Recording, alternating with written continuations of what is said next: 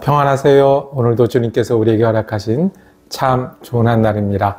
오늘도 주님의 말씀이 우리를 지키는 힘이 되기도 하고 우리가 따라야 될 목표가 되는 귀한 한 날 되기를 축복합니다. 기도하며 시작할까요? 주님, 광야의 길을 내시고 사망의 강을 내시는 주님, 오늘도 우리가 주님을 바라고 말씀을 다시 대합니다. 우리가 오늘도 예수께 눈을 고정하고 예수 흔들리지 않는 마음으로 따르는 귀한 한 날 되게 하여 주시옵소서. 우리가 분주하고 여러 일을 해야 되는 가운데서도 우리의 마음과 생각이 말씀으로 지켜지는 한 날 되게 하여 주옵소서. 연약함과 또 힘든 가운데 주님의 말씀이 우리에게 소망이 되고 능력이 되게 하여 주시옵소서.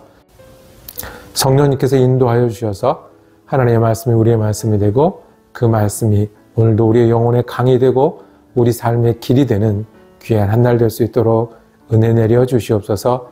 감사드리며 우리 주 예수 그리스도 이름으로 기도드립니다. 아멘. 60일 성경 읽기 28일째입니다. 많이 오셨습니다. 조금 여러 가지 일로 분주할 수 있지만 우리가 다시 마음을 붙잡고 우리 성경 읽기를 계속해 나가기를 원합니다. 성경을 대할 때마다 우리가 느끼지 않습니까? 내가 성경을 찾기를 원하는 마음보다 하나님께서는 우리에게 말씀하시고 말씀을 통해서 우리를 인도하시고 말씀을 통해서 또 출발하기를 기다리고 계시고 또 힘을 더하고 계십니다. 오늘 성경 읽기도 주님께서 우리에게 주님 말씀으로 인해 새 힘이 되고 소망이 되는 귀한 한 날 되기를 원합니다. 사도행전 읽기를 계속하고 있습니다. 21장에서 24장까지 말씀인데요. 우리가 지나가다 보면 살아가다 보면 너무 빨리 시간이 지나가는 많은 때가 있습니다. 특별히 지난 일을 돌아볼 때 그렇게 많이 되거든요. 그 중에 천천히 흐르는 것 같은 시간이 있어요. 꼭 사진을 찍은 것 같은 분명한 시간이 있어요. 그리고 하나하나 작은 일까지도 의미가 있는 그런 시간이 있습니다. 여러분들은 언제 쉬었습니까? 많이 좋은 일 때문에 그러셨습니까? 아니면 많이 힘든 일 때문에 그러셨습니까? 마음이 어려울 때셨습니까? 사도 바울도 그런 때가 있었습니다. 사도행전 수십 년의 기록 중에 오늘은 단 며칠간의 이야기를 사도 바울이 고백합니다. 왜냐하면 사도 바울의 천천히 그리고 아주 중요하게 흘렀던 시간이기 때문에 그렇습니다. 사도 바울이 예루살렘에 올라가고 어려움을 겪고 붙잡히고 재판을 받는 과정, 어떻게 될지 모르는 매일매일이 지나는 그 짧은 기간에 대해서 말씀합니다. 사도 바울의 이야기를 통해서 우리가 하나님 말씀에 더 가까이 가는 귀한 시간 되기를 원합니다. 그리고 성경 읽고 저는 기도하러 다시 모이겠습니다. 사도행전 21장. 우리는 그들과 작별하고 배를 타고 곧장 항해에서 고스에 도착하였다. 이튿날 로드에 들렀다가 거기에서 바다라로 갔다. 우리는 페니키아로 가는 배를 만나서 그것을 타고 떠났다. 키프로스 섬이 시야에 나타났을 때 우리는 그 섬을 왼쪽에 두고 시리아로 행선하여 두로에 닿았다. 그 배는 거기서 짐을 풀기로 되어 있었다. 우리는 두로에서 제자들을 찾아서 만나고 거기서 이래를 머물렀다. 그런데 그들은 성령의 지시를 받아서 바울에게 예루살렘에 올라가지 말라고 간곡히 말하였다. 그러나 머물 날이 다 찼을 때에 우리는 그곳을 떠나 여행길에 올랐다.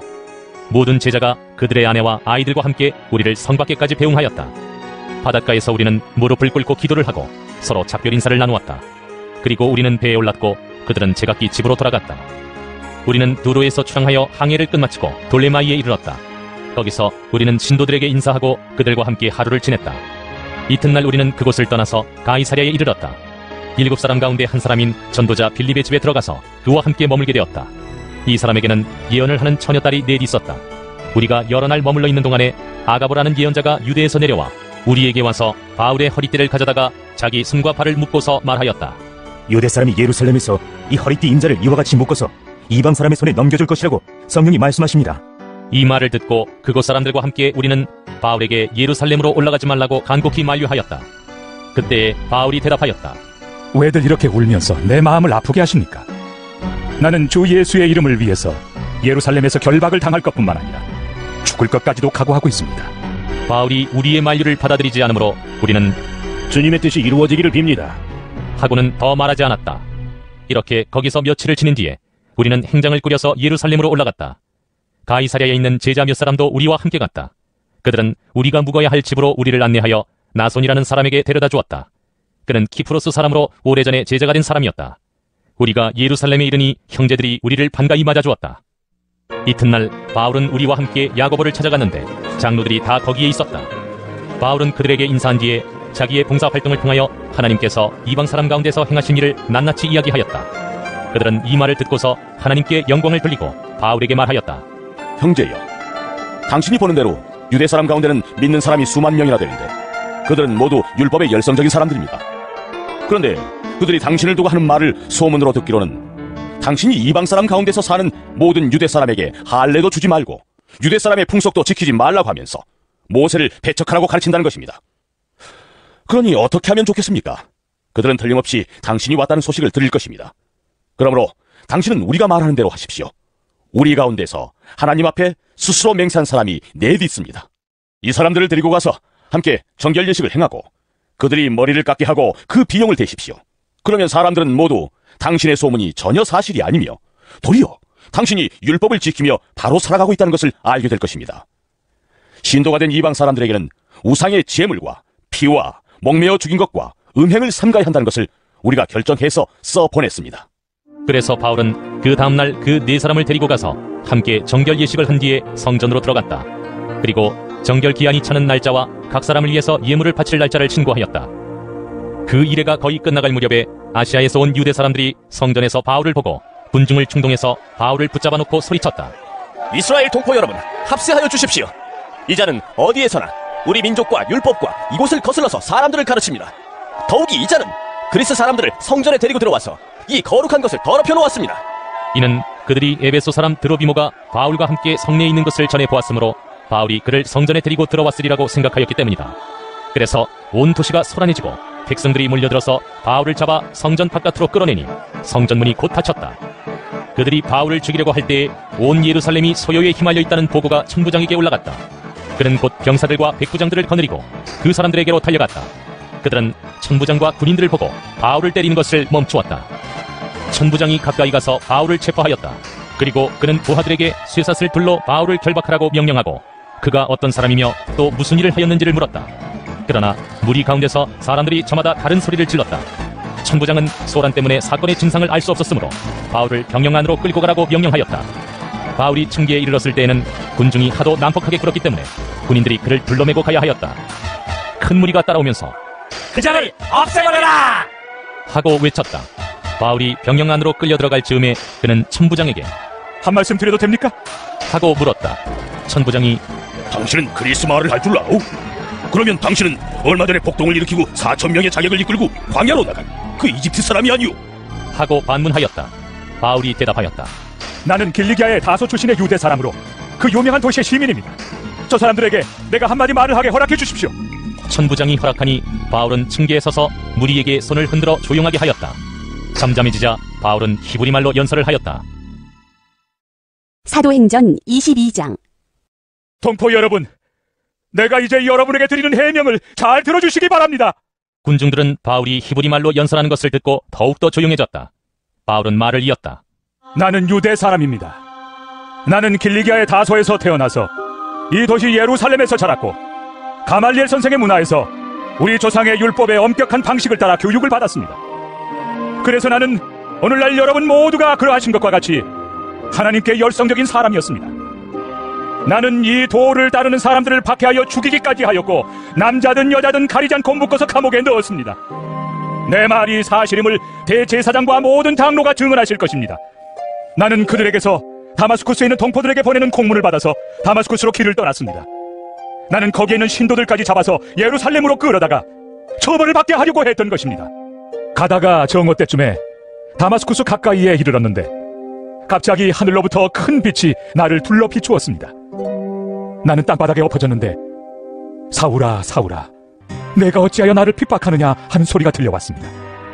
그래서 내가 주님 누구십니까? 하고 물었더니 그는 나에게 대답하시기를 나는 내가 핍박하는 나사렛 예수이다 하셨습니다. 나와 함께 있는 사람들은 그 빛은 보았으나 내게 말씀하시는 분의 음성은 듣지 못하였습니다. 그때 내가 주님 어떻게 하라 하십니까? 하고 말하였더니 주님께서 내게 말씀하셨습니다. 일어나서 다마스쿠스로 가거라. 거기에는 네가 해야 할 모든 일을 누가 말해줄 것이다. 나는 그 빛의 광채 때문에 눈이 멀어서 함께 가던 사람들의 손에 이끌려 다마스쿠스로 갔습니다. 거기에 아나니아라는 사람이 있었습니다. 그는 율법을 따라 사는 경건한 사람으로 거기에 사는 모든 유대 사람에게 칭찬을 받는 사람이었습니다. 그가 나를 찾아와 곁에 서서 형제 사울이여 눈을 뜨시오 하고 나에게 말하였습니다. 그 순간에 나는 시력을 회복하여 그를 쳐다보았습니다. 그때 아나니아가 내게 말하였습니다. 우리 조상의 하나님께서 당신을 택하셔서 자기의 뜻을 알게 하시고 그 의로우신 분을 보게 하시고 그분의 입에서 나오는 음성을 듣게 하셨습니다. 당신은 그분을 위하여 모든 사람에게 당신이 보고 들은 것을 증언하는 증인이 될 것입니다. 그러니 이제 망설일 까닭이 어디 있습니까? 일어나 주님의 이름을 불러서 세례를 받고 당신의 죄 씻음을 받으시오. 그 뒤에 내가 예루살렘으로 돌아와서 성전에서 기도하는 가운데 황홀경에 빠져 주님이 내게 말씀하시는 것을 보았습니다.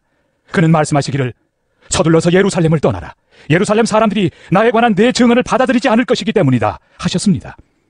그래서 내가 말하였습니다.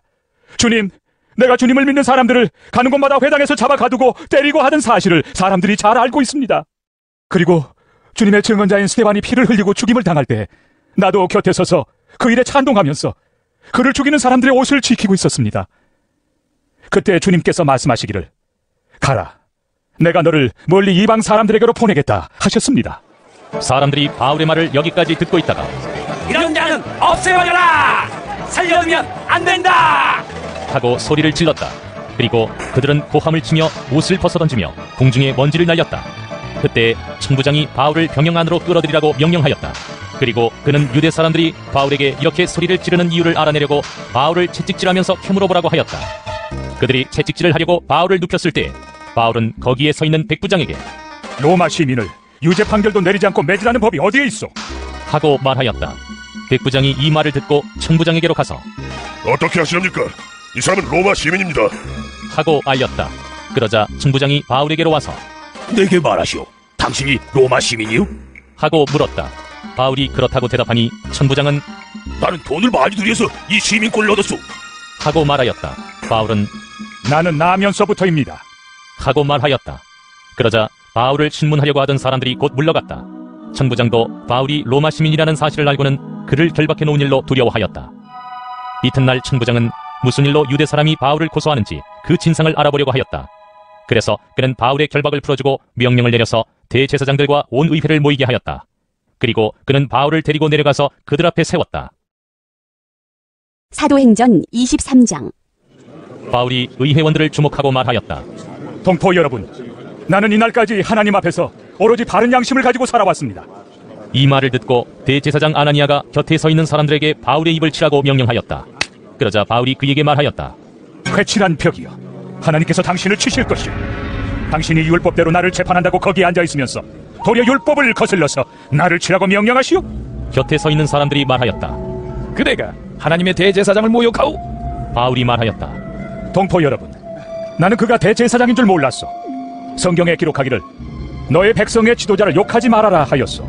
그런데 바울이 그들의 한 부분은 사두개파 사람이요 한 부분은 바리새파 사람인 것을 알고서 의회에서 큰 소리로 말하였다. 동포 여러분, 나는 바리새파 사람이요 바리새파 사람의 아들입니다. 나는 지금 죽은 사람들이 부활할 것이라는 소망 때문에 재판을 받고 있습니다. 바울이 이렇게 말하니 바리새파 사람과 사두개파 사람 사이에 다툼이 생겨서 회중이 나뉘었다. 사두개파 사람은 부활도 천사도 영도 없다고 하는데 바리새파 사람은 그것을 다 인정하기 때문이다. 그래서 큰 소동이 일어났다. 바리새파 사람 편에서 율법학자 몇 사람이 일어나서 바울 편을 들어서 말하였다. 우리는 이 사람에게서 조금도 잘못을 찾을 수 없습니다. 만일 영이나 천사가 그에게 말하여 주었으면 어찌하겠습니까?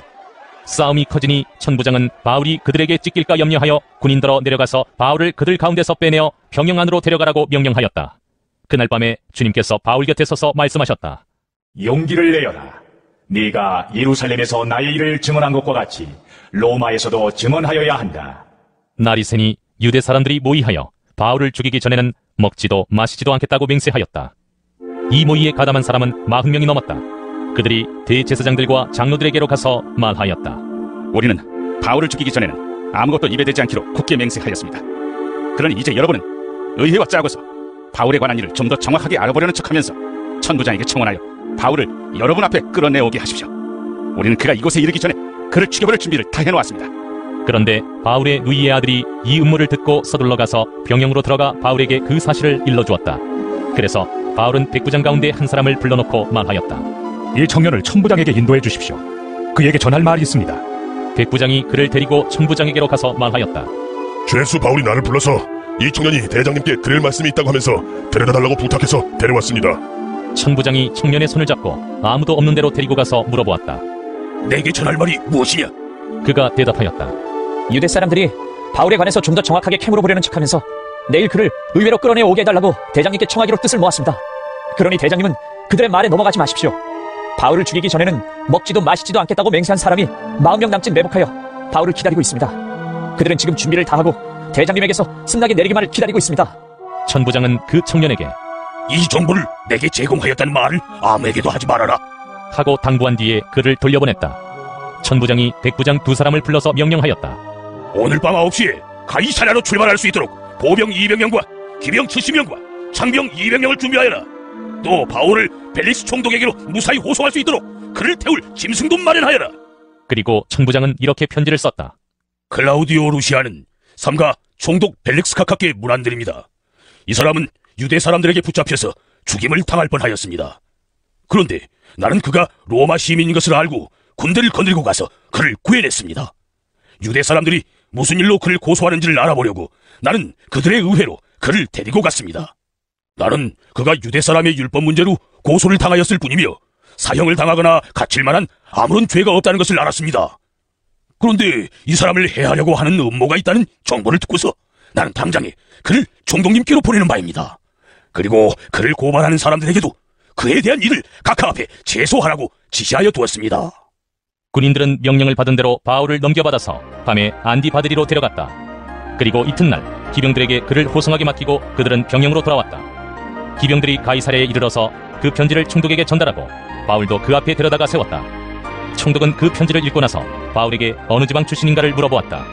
총독은 바울이 길리기아 출신인 것을 알고 그들을 고소하는 사람들이 도착하면 그대의 말을 들어보겠네 하고 말한 뒤에 그를 헤롯궁에 가두고 지키라고 명령하였다. 사도행전 24장. 닷새 뒤에 대제사장 아나니아가 몇몇 장로와 더둘로라는 변호사와 함께 내려와서 총독에게 바울을 고소하였다. 바울을 불러내니 더둘로가 고발하여 말하였다. 벨릭스 총독님, 우리는 총독님의 덕분으로 크게 평안을 누리고 있습니다. 그리고 카카의 성견 지명의 덕택으로 이 나라에서는 개혁을 많이 이룰 수 있었습니다. 우리는 어떤 면으로나 또 어디에서나 이것을 인정하며 감사하여 마지 않습니다. 나는 총독님을 오래 방해하지 않겠으니 너그러우신 마음으로 우리의 고발을 잠깐 들어주시기 바랍니다. 우리가 본 바로는 이 자는 연병 같은 자요, 온 세계에 있는 모든 유대 사람에게 소란을 일으키는 자요, 나사렛 도당의 우두머리입니다. 그가 성전까지도 더럽히려고 하므로 우리는 그를 붙잡았습니다. 총독님께서 친히 그를 신문하여 보시면 우리가 그를 고발하는 이유를 다 아시게 될 것입니다. 그러자 유대 사람도 이에 합세해서 그의 말이 모두 사실이라고 주장하였다. 그때 총독이 바울에게 말하라고 머리를 끄덕이니 바울이 대답하였다. 총독님께서 여러 해 동안 이 나라의 재판장으로 계신 것을 내가 알고 있습니다. 그러므로 나는 기쁜 마음으로 내가 한 일을 변호하겠습니다. 내가 예루살렘에 예배하러 올라간 지 12틀밖에 되지 않았다는 것은 총독님께서도 곧 아실 수 있습니다. 그리고 나를 고발한 사람들은 내가 성전에서나 회당에서나 성내에서 누구와 논쟁을 하거나 군중을 선동해서 모으거나 하는 것을 보지 못하였습니다. 지금 그들은 내가 한 일을 들어서 고발하고 있지만 총독님께 아무 증거도 제시할 수 없습니다. 그러나 나는 총독님께 이 사실을 고백합니다. 그것은 내가 그들이 이단이라고 하는 그 도를 따라 우리 조상의 하나님을 섬기고 율법과 예언서에 기록되어 있는 모든 것을 믿는다는 사실입니다. 그리고 나는 하나님께 소망을 두고 있는데 나를 고발하는 이 사람들도 그 소망이 이루어지기를 고대하고 있습니다. 곧 그것은 의로운 사람들과 불의한 사람들의 부활이 장차 있으리라는 것입니다. 그러므로 나도 언제나 하나님과 사람들 앞에서 거리낌 없는 양심을 가지려고 힘쓰고 있습니다. 나는 내 결애에게 구제금을 전달하고 하나님께 제물을 바치려고 여러 해 만에 고국에 돌아왔습니다. 그들은 내가 제물을 바치는 절차로 성전에서 정결 예식을 행하는 것을 보았을 뿐이고 내가 작당을 하거나 소동을 일으키는 것을 보지 못하였습니다. 그 자리에는 아시아에서 온 몇몇 유대 사람이 있었는데 내가 한 일을 들어 고발할 것이 있으면 그 사람들이 총독님 앞에 나타나서 고발해서야 마땅할 것입니다. 그렇지 않으면 내가 의회 앞에 끌려가서 섰을 때 이 사람들이 내게서 무슨 잘못을 찾아냈는지 그것을 말하라고 해보십시오. 다만 나는 그들 가운데 서서 말하기를, 오늘 내가 여러분에게 재판을 받고 있는 것은 죽은 사람들의 부활과 관련된 문제 때문입니다 하는 이 한마디 말을 부르짖었을 뿐입니다. 벨릭스는 그 도와 관련된 일을 자세히 알고 있었으므로 천부장 루시아가 내려오거든 당신들의 소송을 처리하겠소 하고 말하고서 신문을 연기하였다. 그리고 백부장에게 명령하여 바울을 지키되 그에게 자유를 주고 그의 친지들이 돌보아주는 것을 막지 말라고 하였다. 며칠 뒤에 벨릭스가 유대 여자인 자기 아내 드루실라와 함께 와서 바울을 불러내어 그리스도 예수를 믿는 믿음에 관하여 바울이 설명하는 것을 들었다. 바울이 정의와 절제와 장차올 심판에 관해서 말할 때에 벨릭스는 두려워서 이제 그만하면 되었으니 가시오. 기회가 있으면 다시 당신을 부르겠소 하고 말하였다. 동시에 그는 바울에게서 돈을 받을까 하고 은근히 바랐다. 그래서 그는 바울을 자주 불러내어 이야기를 나누었다. 2해가 지난 뒤에 보르기오 베스도가 벨릭스의 후임으로 직책을 맡게 되었다. 그런데 벨릭스는 유대 사람의 환심을 사고자 하여 바울을 가두어둔 채로 내버려 두었다. 오늘 성경 읽기 어떠셨습니까? 오늘 사도 바울 이야기를 읽으면서 사도 바울이 아주 천천히 흘렀던 시간, 참 힘들었던 순간을 어떻게 지내는지 배웠습니다. 사도 바울이 이 어려운 시간을 지나면서 오히려 우리에게 믿음이 본이 되었습니다. 어떻게요? 사도 바울은 처음 마음, 초심을 잃지 않았습니다. 사도 바울은 어딜 가나 자기가 어떤 죄인이었고 어떻게 부족했던 사람임을 기억했고요.